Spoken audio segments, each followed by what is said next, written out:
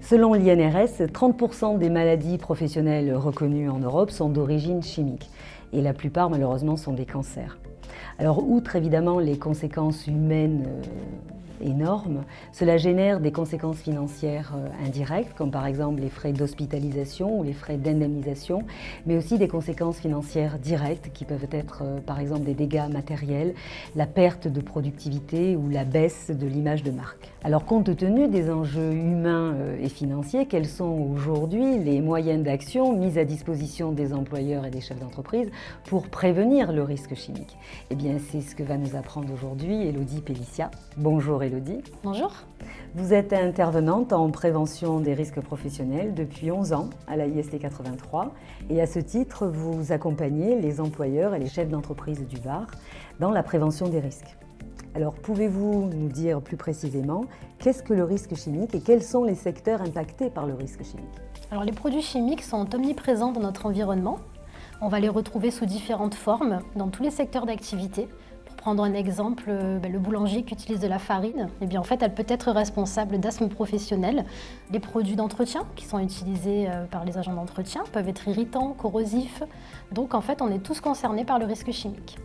Alors oui, en effet, on n'a pas tendance à imaginer qu'un boulanger ou qu'un agent d'entretien peuvent être comme ça soumis à des risques qui peuvent avoir des conséquences assez graves d'ailleurs. Oui.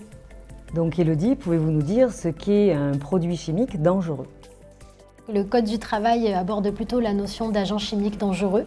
Et c'est vrai que quand on parle d'agent chimique dangereux, on va communément penser aux produits chimiques avec son étiquette de danger que l'on va acheter et utiliser de façon intentionnelle. Mais il faut savoir que l'agent chimique dangereux, ce n'est pas que ça. Ça peut aussi être une émission qui est produite au cours d'un procédé de travail, par exemple les poussières. Ou alors une émission encore qui peut être subie par un environnement de travail, par exemple une exposition au gaz d'échappement pour un agent qui ferait du contrôle routier. D'accord, donc ce qui veut dire en fait qu'une exposition passive doit être prise en compte et peut réellement apporter des convenus aux salariés exposés. Oui, il faut regarder tous les cas de situation d'exposition. Alors plus largement, qu'est-ce que le risque chimique ? Le risque chimique peut se définir comme l'ensemble des situations qui vont impliquer des agents chimiques dangereux, qu'ils soient utilisés de manière délibérée ou pas, dans des conditions d'exposition ou des situations de travail. Donc en fait, c'est le fait de manipuler un produit dangereux qui peut générer un risque. Oui. Alors dans l'entreprise, qui évalue les risques encourus pour la santé et la sécurité des travailleurs ?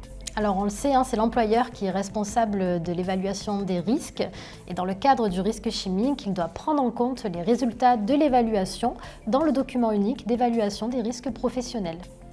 Concernant la démarche d'évaluation des risques chimiques, elle peut se résumer en 4 étapes. Dans un premier temps, on va recenser de manière exhaustive les produits chimiques qui sont utilisés ou émis et leurs dangers. Ensuite, on va étudier les conditions de mise en œuvre et d'utilisation de ces produits, qui vont nous permettre de hiérarchiser des priorités d'action et en finalité d'avoir un plan d'action avec des mesures à mettre en place correctives ou préventives. Donc, ce qui veut dire en fait que ce plan d'action, on va le retrouver quelque part concrètement dans la rédaction du document unique. Tout à fait. Et quel accompagnement l'AIST 83 peut proposer aux employeurs et aux chefs d'entreprise en matière de prévention des risques chimiques ? Donc en plus du suivi médical dont bénéficient les salariés, le médecin du travail peut faire appel à un intervenant en prévention des risques professionnels sur certains risques particuliers. Donc dans le cadre de la prévention du risque chimique, nous accompagnons les employeurs dans leur démarche d'évaluation via des outils qui sont gratuits. On les aide donc à faire le point sur leurs produits chimiques, à respecter la réglementation et à mettre en place les mesures de prévention qui sont adéquates.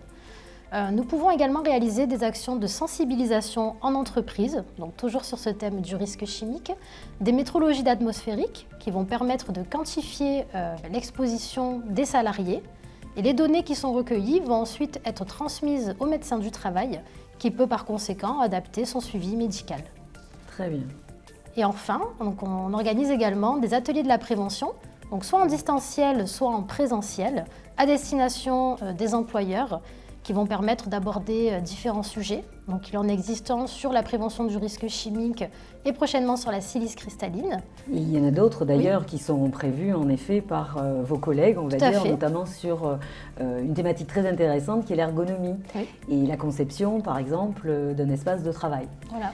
Eh bien, merci Élodie pour vous être prêtée à cet exercice. Alors j'ai bien noté qu'on allait vous retrouver prochainement dans divers ateliers et cela tout au long de l'année puisque vous accompagnez en fait les employeurs et les chefs d'entreprise sur la prévention donc, de ces risques.